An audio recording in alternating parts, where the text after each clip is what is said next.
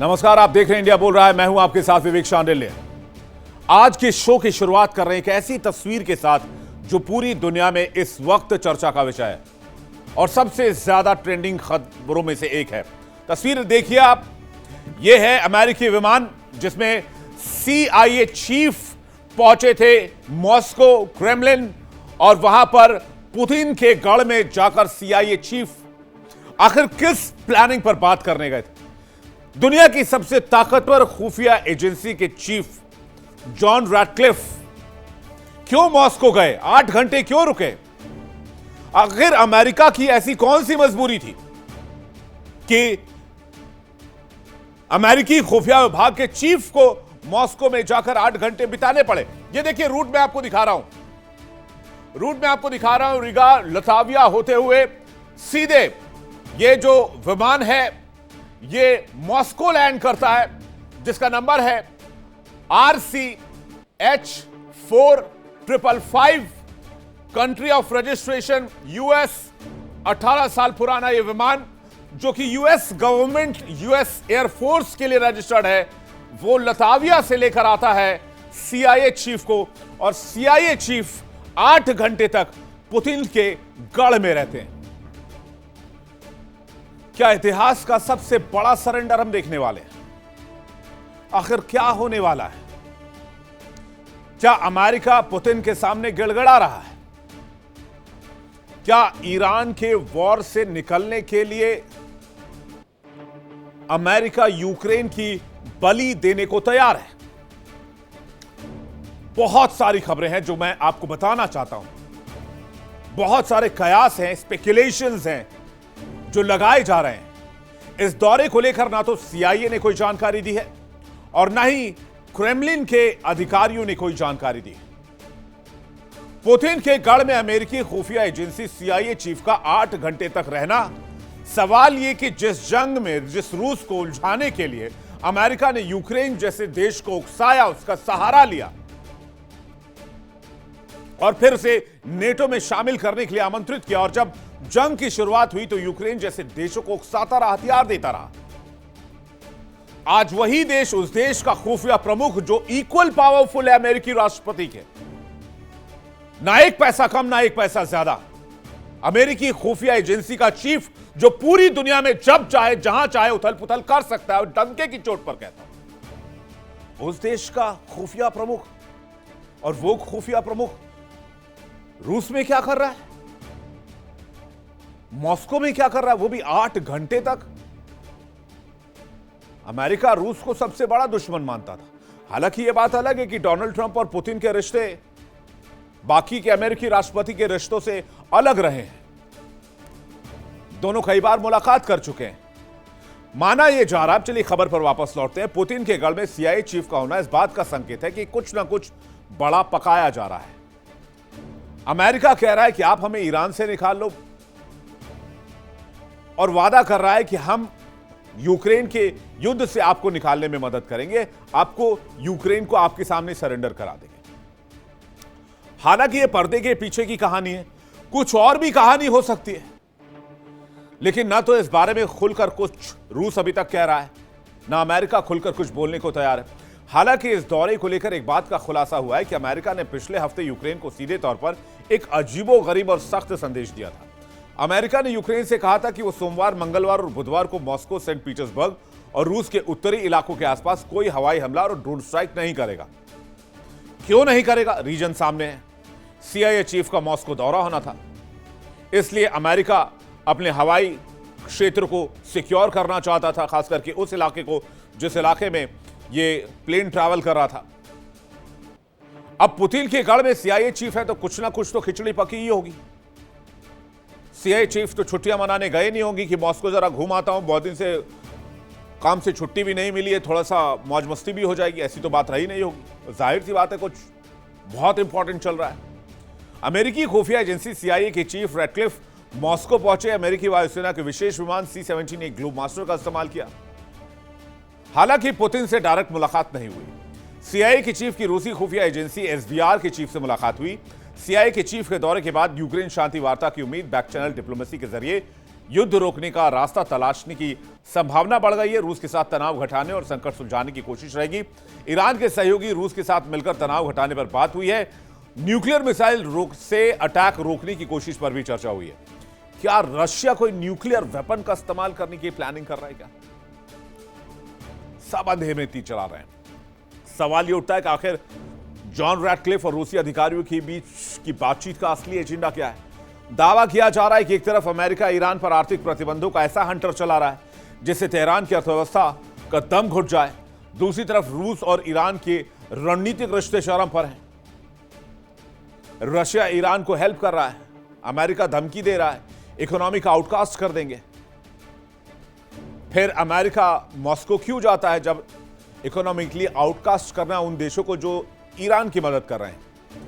Tehran ने Ukraine जंग में रूस को बहुत बड़े पैमाने पर ड्रोन दिए और सबसे मजेदार दिलचस्प बात यह कि रूस अब खुद अमेरिका और ईरान के बीच मध्यस्थता कराने की पेशकश कर रहा है। तो क्या महाशक्तियों का समीकरण गेम बैकडोर चैनल से चल रहा है? खबर है कि कोई डील होने वाली है। आज ही खबर आई, रशियन न्यूज एजेंसी ने दावा किया कि अमेरिका और ईरान के बीच बहुत जल्द डील होने वाली है। तो क्या हम देखेंगे रशिया यूक्रेन वॉर भी रुकने वाला है? और क्या ये जो खबर रशियन मीडिया सोर्सेस के हवाले से दे रहा है वो इस दौरे की पुष्टि करता है कि सीआईए चीफ हाथ जोड़कर आए कि माई बाप बचा लो ईरान से? क्या डील है? पॉसिबिलिटीज क्या है इस इम्पॉसिबल से समीकरण में?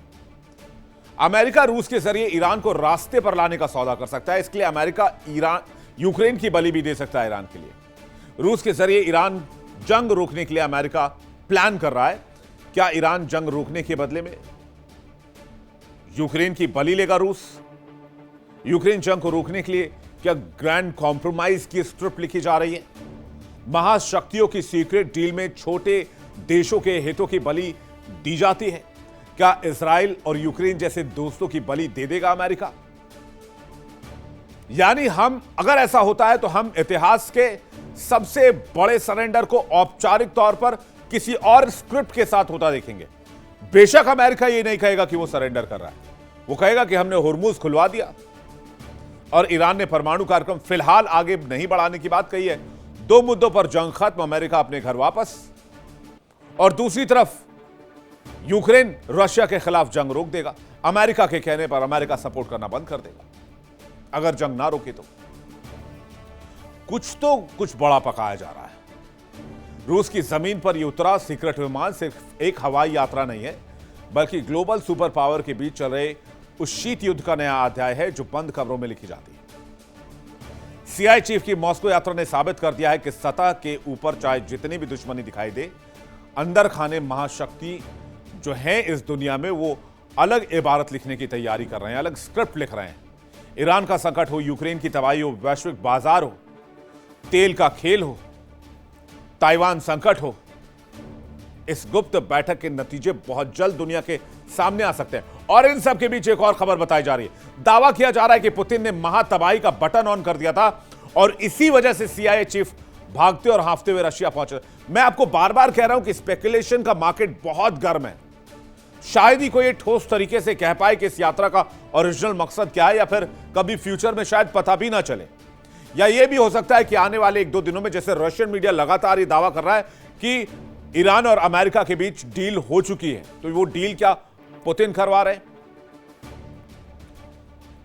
खबर आई कि यूक्रेन के लगातार हमले से पुतिन का गुस्सा 7वें आसमान पर है। पुतिन का ऐलान था सिर्फ यूक्रेन नहीं, सपोर्ट करने वालों से भी इसका बदला लेंगे। यह खुफिया इंटेल रिपोर्ट अमेरिका पहुंची तो सीआईए चीफ को फौरन मॉस्को भेजा गया। मीडिया के मुताबिक नेटो देशों के साथ बहुत भयानक कुछ होने वाला था। गुस्से में रूस नेटो देशों पर हमले की प्लानिंग कर रहा था। सीआईए चीफ पुतिन के पास ट्रंप का चेतावनी भरा मैसेज लेकर पहुंचे थे, यह भी हो सकता है। लेकिन क्या डिप्लोमेसी की जगह चेतावनी काम आती है? रूस को अमेरिका का क्लियर मैसेज था कि हमला खतरनाक हो सकता है। इस तरह के हमले से रशिया को बचना चाहिए। जबकि चीन भी ऐसी हिदायत पहले पुतिन को दे चुका है। चीन ने कहा था कि रूस अगर इस तरह की कोई न्यूक हमले की प्लानिंग कर रहा है तो उसे शायद इस बारे में दोबारा विचार करना चाहिए। जाहिर है रूस नेटो देश और यूरोपीय देशों पर अटैक को लेकर भी यह मीटिंग हो सकती है कि रशिया के पास और भी विकल्प हैं। फिलहाल नेटो कमजोर भी है। अमेरिका भी कमजोर है। पुतिन जानते हैं आज का नेटो बटा हुआ है, डिफेंस के मामले में अंदर से कमजोर है।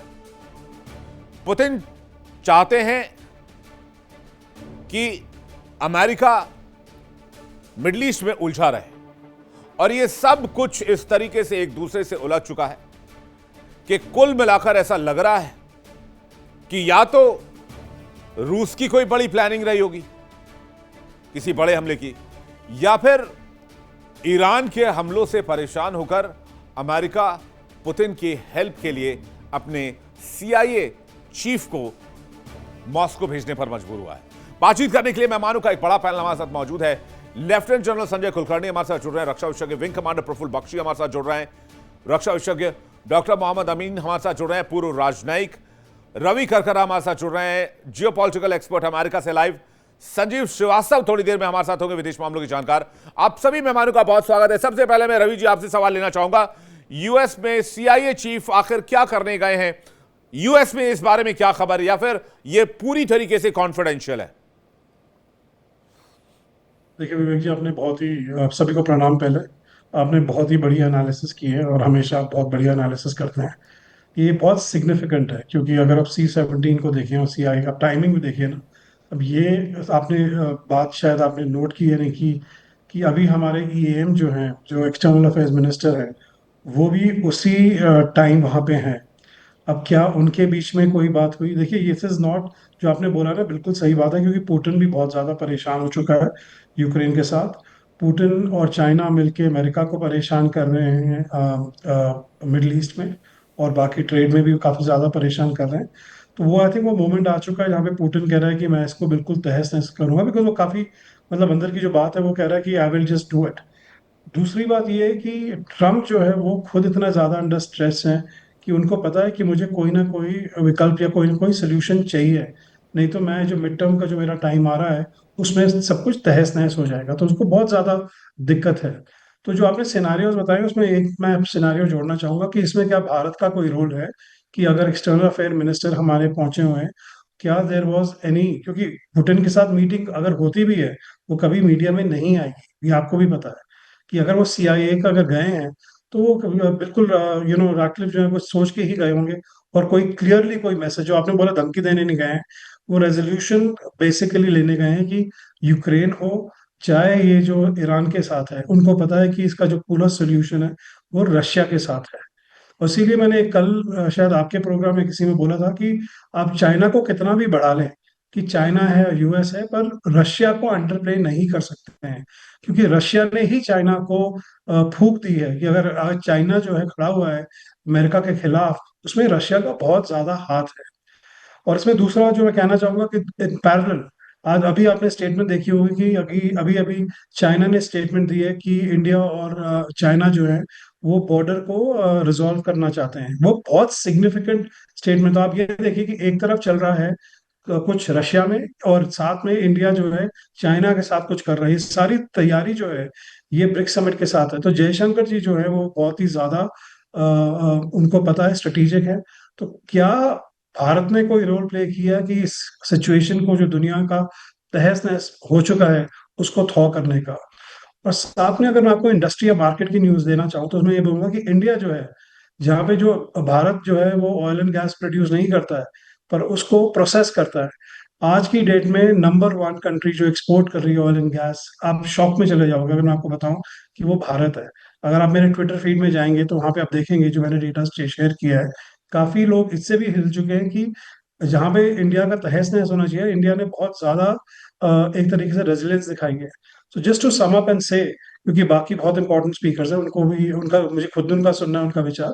मुझे लगता है इसमें भारत का कोई रोल है।